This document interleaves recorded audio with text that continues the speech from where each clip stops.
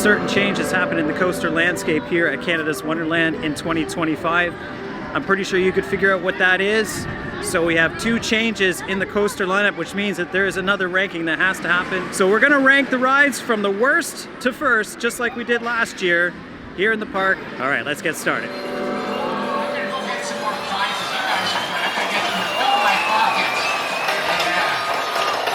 Where we start this year with Taxi Jam, as it is the kids coaster that formerly we couldn't get on.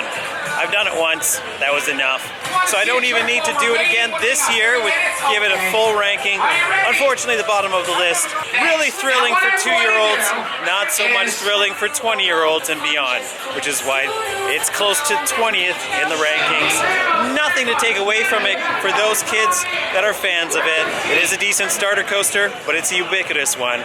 Taxi Jam, number 18. Surprisingly low ranking to Snoopy's Racing Railway this year. I just didn't really find it that entertaining and enjoyable. Maybe it's the spoil of launch coasters, which would have been such a unique thing, say 10 years ago in this park, is now, underserviced by the fact that, it is a kid's ride, so I shouldn't really compare it to Backlot Stunt Coaster, but there are comparisons because it just has that kind of feel, has the same sort of sound to it. It is a miniature version. It's even got the same track color almost. That being said, it is a good ride. It lacks some of the theming that I would have liked some of these other versions of this ride have had that I found in other parks, namely at Fantasiana, the original prototype for this ride. You can see what the realization of what they could do with this particular package in that setup. It is a decent ride. I like it, but I feel like there's other kid coasters in this park that are actually better, at least this year. That makes Snoopy's Racing Railway number 17.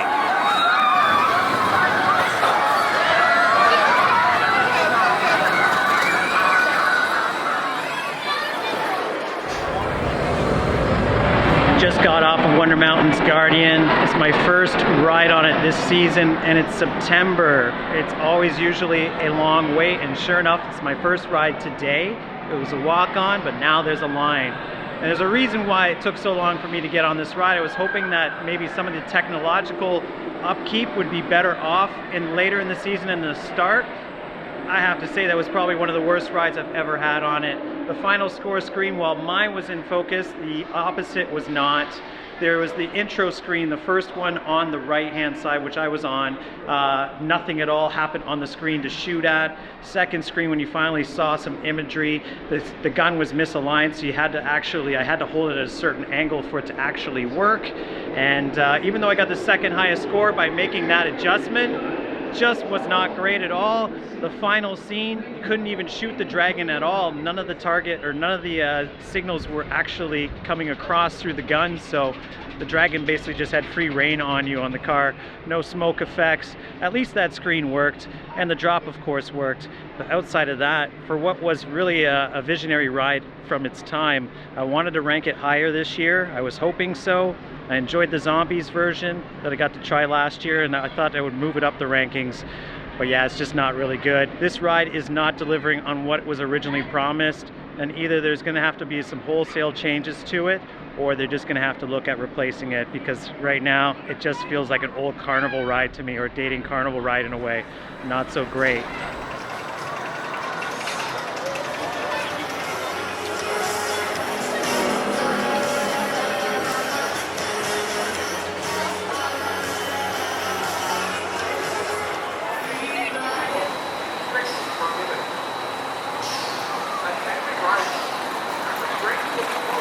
Silver Streak is 14. It surprised me this year, as normally it's a pretty rough ride, but I didn't really find it that bad this year. And actually a good amount of forces for what is a junior coaster and most kids are going to get on as like their starter or second or third coaster. A nice amount of floater, some good G-forces on the turns as well. It's actually thrown me around a lot more than I remember in the past. It's not as rough as I remember it in previous seasons, so I feel like there's been some genuine love and care that's gone into this ride. And yeah, sometimes it's a rattly one, as previous experiences and rankings, but this year it wasn't so bad. So it's actually jumped up a couple of rankings this year. Not so bad if you get an opportunity to get the back. It's certainly a backseat ride for me. That's Silver Streak, number 14. Just finished a ride on Ghoster Coaster. Now, this ride has a legendary status as terrifying Christopher Walken in the dead zone, but it still actually packs a punch despite its family wooden coaster size.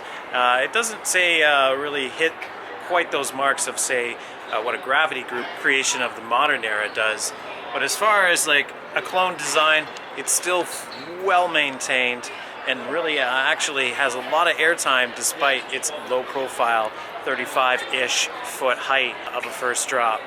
Great fun, really kind of has a lot of variety without being too punishing if you know how to brace yourself with the knee issue, because it's not built for larger riders, that's for sure. That's the Ghoster Coaster for you. Ranks 13th.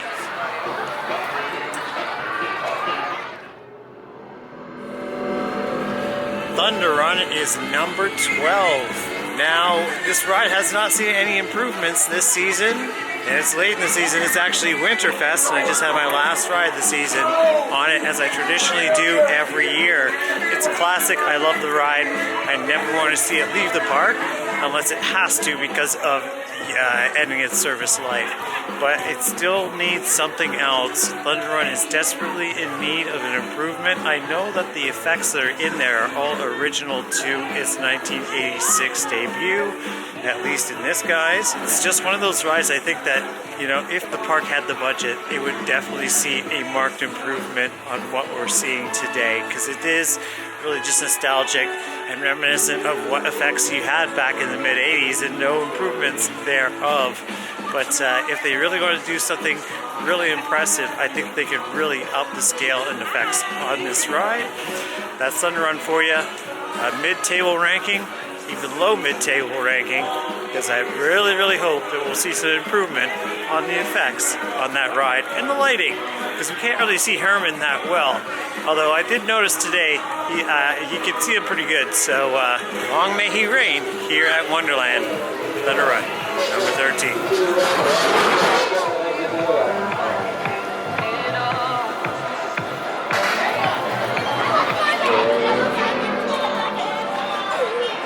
Number 11, we have Dragonfire. Now, this is actually a very well-maintained arrow, to the point that it is often rumored that this is the next ride to be removed from the park. I feel like it's running very smoothly. In fact, it's probably one of the most pleasant rides I've had on it in many years. It probably should rank higher, to be honest, but there's just not that much to this ride now with the modern touches that this park can offer compared to when it opened. But, you know, it is a grey out machine. Those two loops are ridiculous, and if you sit in the back, yeah, get prepared for it, because, yeah, it's going to definitely take you for a ride and suck all the life out of you almost. So, yeah, if you like grey outs, that's definitely excellent. The corkscrew isn't as rough as I remember it in recent years, but it is kind of like a two-trick pony, and then it's done. Because of that, unfortunately, my friend ranks in the middle of the rankings this year, until maybe one day when, I don't know, there's less coasters here, or, well, forbid that, this gets replaced. But hopefully it'll be around for quite some time, because these arrows are not really becoming commonplace on parks as they used to be. And because of that, I certainly hope that it stays for a little bit longer.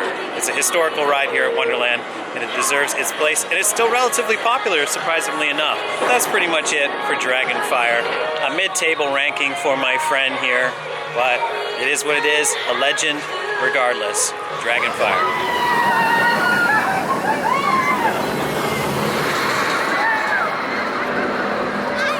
Number 10 is Wild Beast. I have to admit, I don't really recall ever having a smooth ride on this ride, and today was no exception. It was really fighting against being in service, to be honest. That first drop, I don't think I've ever remembered it ever being smooth. It's just so rough. Like that bottom out section, it is probably the roughest experience you're gonna have at this entire park. It's just so unrelentingly rough. Now, having been on a fair amount of wood coasters this year in particular, and also the retracking of Mindbuster, yeah, it's not really fair what's going on with Wild Beast right now. Probably will get either a retracking or some sort of other treatment or removed entirely, who knows. But for right now, I would love to know, because I certainly don't remember in my memory of this ride, going back to the 80s even, of riding it, having that first drop ever be smooth and enjoyable. I'm not sure it's ever happened. In fact, there was really no enjoyable part of the ride. You really had to hold on, and it's really just a laughable thing. It's like, I always say it every year, you come to Wonderland to do Wild Beast at least once in order to say that you did it, but then after that, you probably, unless you're crazy like me, you might ride it a couple of times a year. Something's gonna have to be done with it sooner or later. What that is, I'm not entirely sure. It doesn't seem like it's a priority on the park's behalf, as they certainly like it being one of the last wooden coasters in the region to enjoy. So let's hope something does happen, because it's not going to go up the rankings unless some work is done to Wild Beast. Number 9 is the Bat. This is really just a flip-flop coaster. Where is it going to rank in mid-table season on season? I will say, for a boomerang that is generally usually showing its age, it's not so much this year. I'm leaving with not so much head rattle, front and back seats.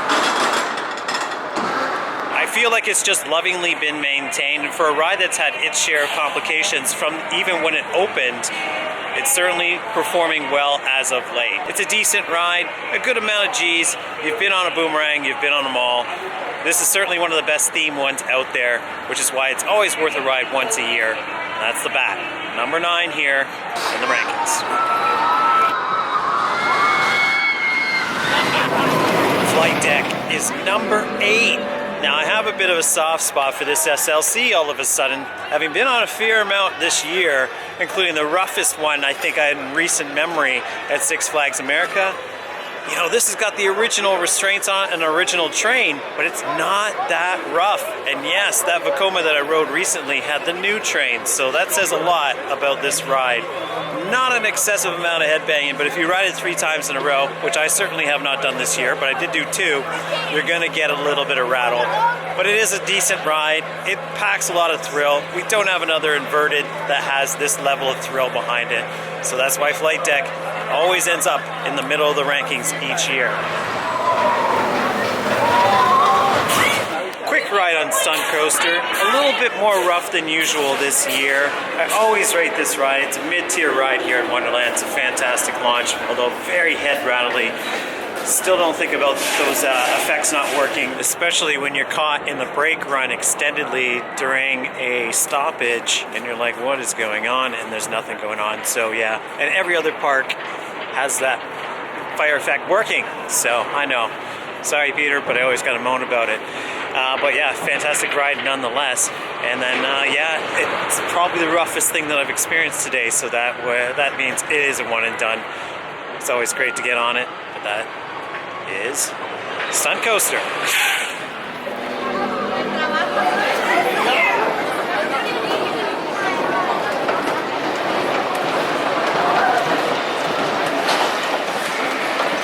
Four rides on the brand new Mindbuster, or the 3rd incarnation, let's call it, of this Frankenstein of coasters.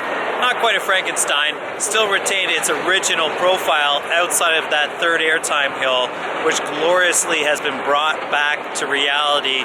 It is maybe not as poppy as, say, the last time I remember it, but it's been almost 25 years since I've been through that element, but at least it's back. So what do we got to say about the new version of Mindbuster? Well, it's not as glass smooth as, say, Colossus in Hyde Park, which is the smoothest wooden coaster that I've ever rode, but I'm thankful for that because it's just the right amount of roughness combined with that elegance of that new profile track from GCI, or from Gravity Group, sorry. Excellent ride.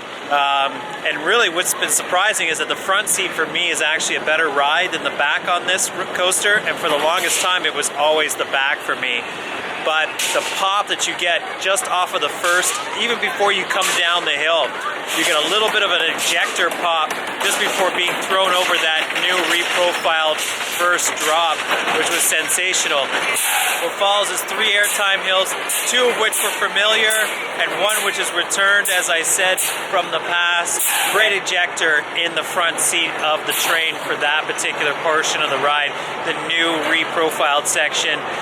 Great little pops of ejector, a little bit of floater, but not substantial like, say, how the third airtime hill used to be. I'd say the back didn't really have too much ejector at all. It had its moments, but the front was substantially better and really just like a joy to experience. The second half also allows for that speed to really pick up going into the final helix. And if there's any section of this ride which I think does not deserve to be touched, it is that final section. It is really ridiculous going into that helix and how rough and like you have to like white knuckle it. You really have to hold on. I think the first half of the ride being as smooth as it is now is allowed for more speed to kick up during that second portion. Didn't notice a trim at all. Don't think it needs it. Normally it has one on the second turnaround or the first turnaround. Didn't notice it at all. Really just pulled through the entire course effortlessly. I would say flawlessly. It could maybe be a bit faster going through that first section, which would make it even more relentless. But I'm sure over time, once the ride picks up and kind of like matures into itself, it will definitely get to that point. So that is it. Mindbuster is back and back to its former glory. I really do love that third airtime hill's return. It really just brings this ride back to what it originally was, which was one of the most highest rated coasters in Wonderland. It doesn't leave you with that like, oh my god, WTF feeling that you kind of had in the past couple of seasons, especially after, say, a night ride with the track being a little bit sleek. But I'm sure that that will make up for itself later in the season once this ride really comes back into fold of what it once was. So high marks, Wonderland. Thank you for bringing back what was one of my favorite roller coasters back to its former glory.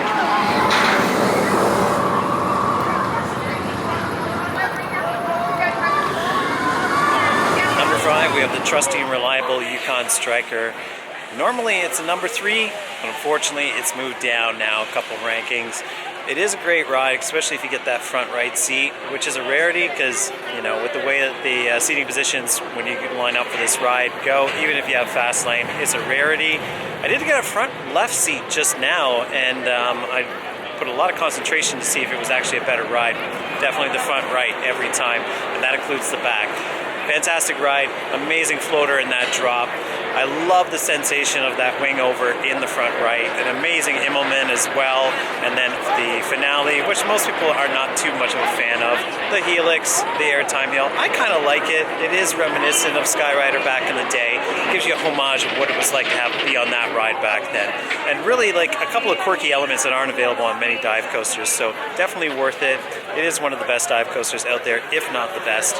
Of course, we've got Tormenta or Stampede or whatever it's called coming up soon at Six Flags Over Texas. So hopefully we'll be able to give you an evaluation of that one next year. Number 5, Yukon Striker.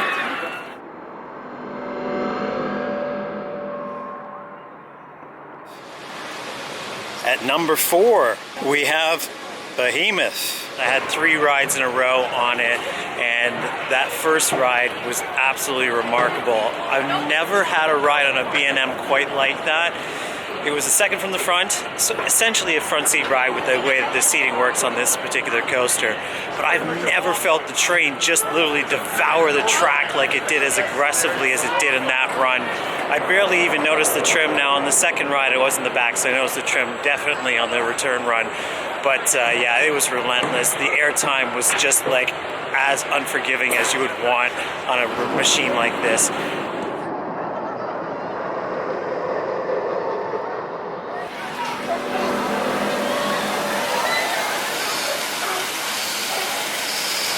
Only due to recent rides on it that Leviathan ends up in the 3rd ranked coaster this year. However, these late season rides that I managed on it actually in the front was the most rewarding that I've had on this coaster in many years. so much floater airtime that I could not forgive it, to the point of saying that because of it being so aggressive on this coaster, ranks it higher than Behemoth from my book. Yes, Behemoth gives you more overtime airtime, but this ride is more rewarding for those moments. Now that being said, the speed is relentless, and there is a trim coming into the second half, which is really, you know, kind of annoying, because you kind of wish that it would just like let it go. I wish that they would have one of those theme nights here at Wonderland where you actually get a trimless experience on Behemoth and Leviathan, because that would be really kind of beneficial to give you a genuine ranking of what's going on with the coasters here, to give like a full idea between two similar B&Ms, which one is really the better of the two. But for this year, I'm gonna have to say the Leviathan is taking the cake for me, as it's just got that little bit more of an edge for some reason this year over Behemoth. Those airtime moments are just spectacular. I'm really like, you know, you gotta go with crowd reactions. A lot of people on the ride, they're just like, I really had to hold on to my seat when those moments happen. And also that floater on the main drop is excellent.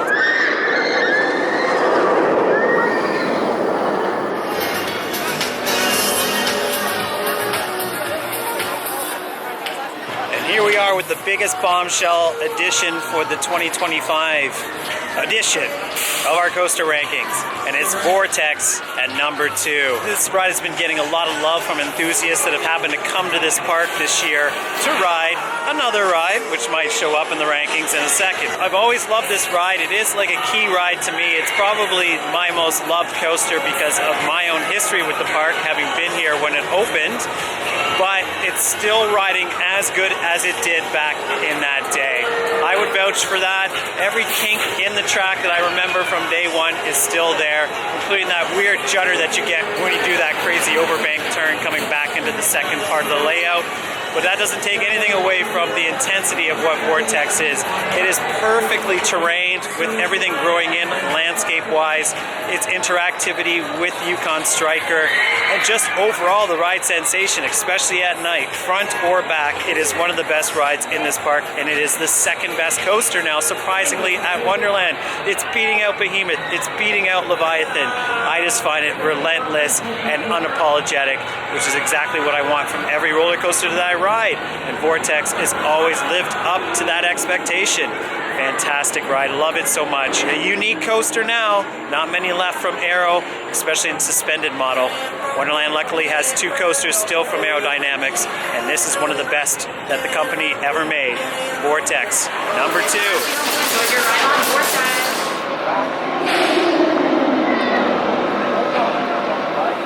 It is a perfect spot to do it. The number 1 coaster here at Wonderland, Alpen Fury, just in the background, unfortunately not open, but it is Winterfest and a winter themed coaster. Let's talk about the restraints, because that was one thing I definitely noticed on my third trip around. The shin guards are a bit painful. I actually did find them a bit forceful, and definitely left a bit of sort of like a sensation of pain, let's say, in the shin area, which is unfortunate. So yeah, they really haven't perfected those trains. There's a lot more space for you to room and breathing room as far as like your waist and everything in that area, but when it comes to those shin guards, still not perfected. It's not that you get stapled into them, but they're just not perfected as far as comfort are concerned. So yeah, could do with some improvement there. Unfortunately, does not take away from what is a ridiculous ride. This might be the most important ride that Canada has ever introduced in a theme park or amusement park. It is that sensational. Does this ride live up to the hype that already people are saying it's like better than Maverick? It's just under Velocicoaster. It's better than Pantheon, or it might be better than Pantheon, depending on your perspective of it. It is sensational. I'm going to say this right out of the gate. You really do feel it from both sensations, from a zero-G perspective and just from negative or from positive forces. I especially experience those positive forces in the Sky Flyer loop and that sequence leading into it, just outside of the ice winder element as well. I just felt a lot of sort of like lower end. You're filling the seat, let's just say that much. And then for everything else, including, which I think is probably my favorite element, which is the fire surf and roll. Yeah, you are completely flung out of your seat. For people that are not, you know, are more faint of heart for stuff like that, they're not going to enjoy the ride, because it really really does throw you around to an extent that I feel like I haven't really experienced in many other roller coasters. As far as the sensations with that tight train and just like how it's actually ergonomically tight, it definitely gives you a different sensation than say being in a B&M train being flung around, which no B&M out there really does. Yeah, it's unbelievable. That launch is incredible without question, leading into what is one of the most disorientating top halves that you'll ever experience in your life. It's hard to believe that that ride is only about 160, 156 feet high, because it feels higher when you're up there, but you have no time to process what's going on because you're just thrown right out of it and then into the course. Inversions didn't actually feel overindulgent because it happens so fast that you don't even know how to process it. I know a lot of people have said it that way, but it is really incredible what happens there. Just leading into that stall, which is just like, yeah, it is a Titanic element without question. That stall has got to be one of the best ones out there. It does remind me a bit of Pantheon's, but it's higher than that, so it's yeah, it's a great thing to look right straight down while you're going through that stall element, down at the globe and everything. Sensational. There's great interaction with people on the ground with this ride for sure. Yes, I probably was one of the bigger skeptics out there as far as this ride was concerned, because I've been on a lot of premier rides, but this is a revolution for the company, and good marks on them for what they've done here, because we are spoiled now here at Canada's Wonderland, because that is an incredible roller coaster that people around the world, once the word of mouth spreads, are going to definitely be clamoring to get down here to ride. The ice is gonna break!